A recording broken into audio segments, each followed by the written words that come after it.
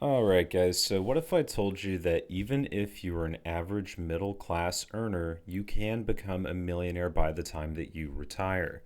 If you contribute $500 a month in your early 20s, that consistent habit, if you keep it over a 40-year time horizon, could net you over $2 million tax free. Most people think that becoming a millionaire is something that requires like a lot of extra legwork, advanced degrees, side hustles like drop shipping and crypto. That's the power of a Roth IRA, and that's why it's a great hedge against traditional retirement accounts because, as we're going to discuss in this video, time beats all. Reliable compounding is what matters most, and time in the market always beats timing it in the market. So let's start by breaking it down. What exactly is a Roth IRA? A Roth IRA is a retirement savings account that is funded with after tax dollars. So the money that's deposited into your bank account from your payroll from work. So you don't file forms for it and you don't file taxes for it. And the gains that occur inside the Roth IRA account, which functions pretty much exactly like a traditional brokerage, are tax free. So when you sell an asset, you don't pay capital gains tax. And when you eventually withdraw, you get to withdraw all of those tax free once you're over 59 and a half. So the Roth does have contribution limits because of just how powerful of a tool this is. For the taxable year 2026, the limit you can contribute to your Roth IRA if you're under 50 is $7,500 a year. If you're over 50, it's $8,600 for this year. If anybody's over 50 watching Team Fortress 2 commentary videos for personal finance, please leave a comment. I would love to know. So, there are penalties for over contributing, so make sure you don't overshoot it.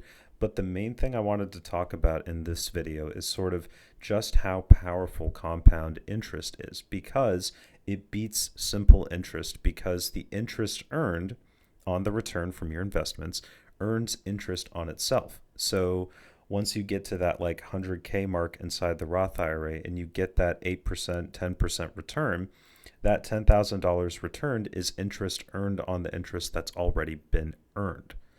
I know that seems a little bit complicated, but it's very much like a snowball rolling down the hill. So let's discuss why should you do a Roth IRA instead of say like a traditional 401k. So tax diversification is sort of like the primary reason. It's a great way to get tax-free retirement savings as opposed to a 401k where you do pay some tax on the withdrawal. Now, inside the Roth IRA, unlike in a 401k where they're largely comprised of like these mutual funds, so like these target date funds, which is basically just a combination of various different mutual funds. And while these are good and you can get aggressive ones, general better growth returns are achieved through index fund ETFs. So this can be like Vanguard's VTI, VOO, VXUS, which is international. And we'll discuss a little bit later in the video what a sample Roth portfolio could look like. But within the Roth IRA, you can trade stocks, ETFs, index funds, bonds, even options. And our main target is going to be to get that 8% average annual return over time, as broad indexes historically have. So, using that as sort of like a base number, if you're 25 and you start contributing to a Roth IRA right now and you max it out and you put in $7,500 a year every year, and then once you're 50, maximize your contributions, you will withdraw approximately $2 to $2.3 million tax free. This figure could be higher. You could be at 3 million or more, but it's worth noting that you do have these contribution limits, meaning that your potential capital losses within the Roth IRA are technically higher. So let's say you go into a high risk, high reward stock play inside of a Roth, which is honestly a little bit diabolical. Like if you were to go with like a super high risk, high growth, like AI stock, if you lose 50% of that, you can't contribute more money to cover the loss. So that's sort of the risk you're having with the Roth IRA is that capital losses are felt far worse within a Roth.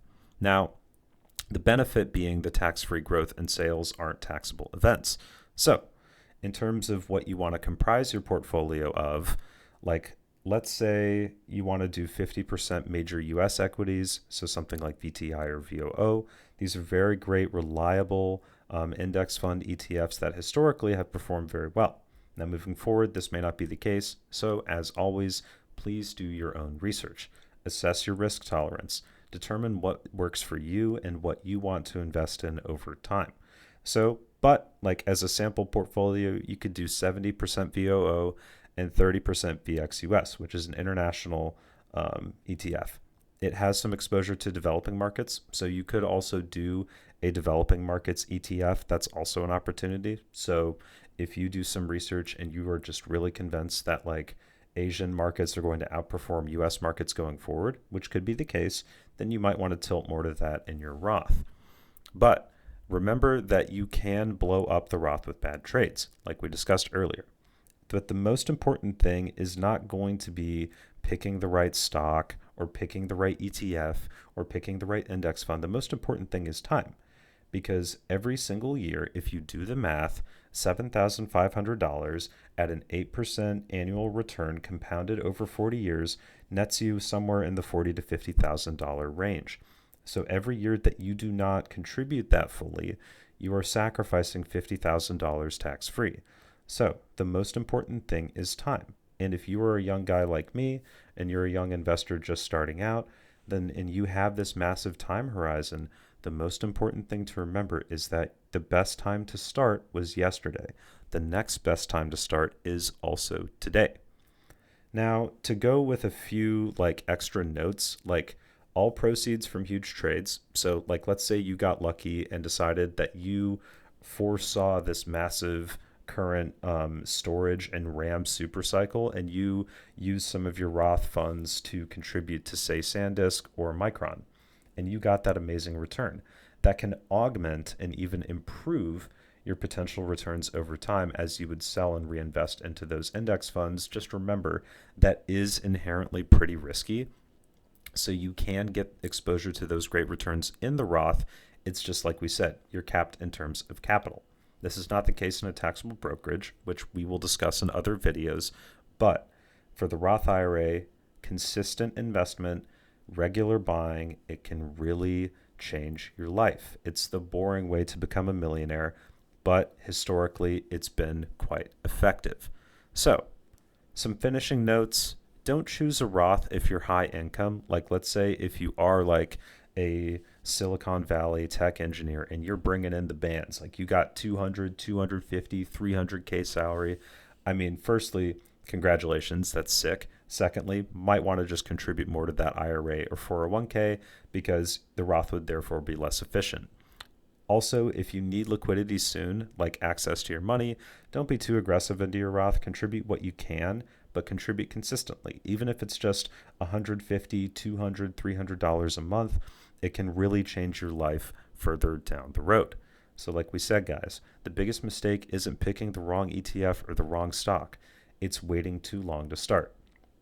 So, as always, thank you for watching this video. Thank you for listening to me ramble about, tax benefits. But I'd like to hear from you guys in the comments. What are your investment goals over the next 5 years? What are your side hustle goals? How are you going to generate that extra income? Let's continue to grow. Let's continue to invest. And remember, guys, stay classy, and time in the market always beats timing. Peace.